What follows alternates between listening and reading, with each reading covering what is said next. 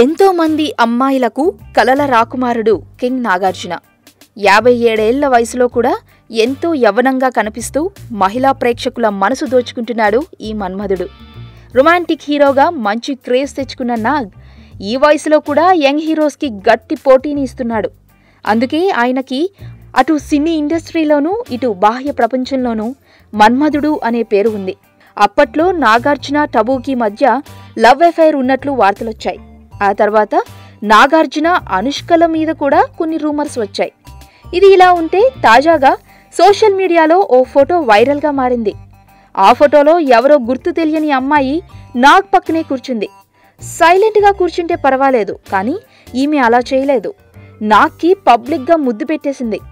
ఆమె వేసుకున్న డ్రెస్ కూడా కొంచెం తేడాగా ఉండటంతో ఇప్పుడు ఇది హాట్ న్యూస్ అయిపోయింది. ఇంతకీ ఆ అమ్మాయి ఎవరు?